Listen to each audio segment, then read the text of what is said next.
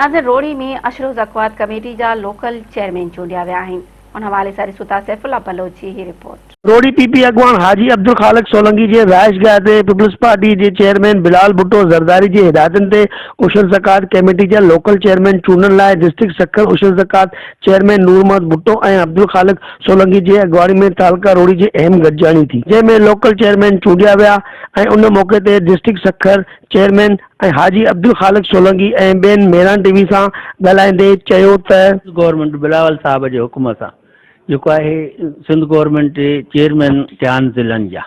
हर ज़िले जा जेके आहिनि माण्हू वरी देन जा चेयरमैन चूंडिया आहिनि, जेके अॼु असां सोलंकी साहब जो उताक ते सभिनी चेयरमैननि खे घुराए करे इहे नोटिफिकेशन ॾिना आहिनि कि उन्हनि जो मक़सदु इहो हूंदो त हर देह में उहे ग़रीब मुस्तहक माण्हू नाला ॾींदा जिन खे पैसा जेके आहिनि इहे मथां गवर्नमेंट ॾिना उशर ज़कात जा मिलंदा। असां जेकी हिते मीटिंग कईसीं उन जो मक़सदु हुयो लोकल उशर ज़कात कमेटी जा मेंबर चूंडनि जेके हर ॾींहुं वाइज़ ऐं हर यूनिट वाइज़ चूंडबा आहिनि, त अॼु असांजे डिस्ट्रिक्ट चेयरमैन साहब ऐं असां सभिनी मिली करे लोकल ज़कात कमेटी जा जेके तालके रोड़ीअ सां तालुक रखंदा उन जा जेको आहे चेयरमैन चूंडियासीं, उहे लोकल ज़कात उशर कमेटी देन जा चेयरमैन हूंदा, उहे असांखे उतां पंहिंजे इलाइक़े मां जेके माज़ूर आहिनि या बेवा आहिनि उन जा नाला ॾींदा। जंहिं महिल असांखे उहे नाला मिलंदा त उन्हनि जो असां तस्दीक करे बैंक में उनजो बायोमेट्रिक सिलसिले में जेको आहे उनजो अकाउंट खुलंदो ऐं उन्हनि खे हर 6 महीने किस्त मिलंदी 6,000 ऐं जीअं पंहिंजो गुज़र बसर करे सघनि। त हे असां थोरा त आहियूं सिंध हुकूमत जा बि, असां पंहिंजे चेयरमैन बिलावल साहब जा बि। ज़कात सिस्टम त पुराणो हलंदो पियो अचे,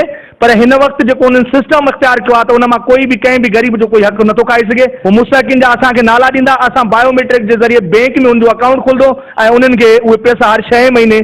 जेको आहे 6,000 ऐं 2,000 ईद जी ख़र्ची हमेशह लाइ मिलंदी रहंदी जेसि ताईं ऐं हो मज़दूर आहिनि या ज़िंदा आहिनि। लोकल ज़कात कमेटी मां चेयरमैन थियो आहियां, दे लालिका माला एजुकेशन मूंखे मिली वियो आहे। असां जेके हाणे 10 माण्हू ग़रीबनि जा जेके नाला ॾेई करे उन्हनि जेको आहे ज़कात वठी ॾींदासीं, के माज़ूर हूंदा, ग़रीब हूंदा,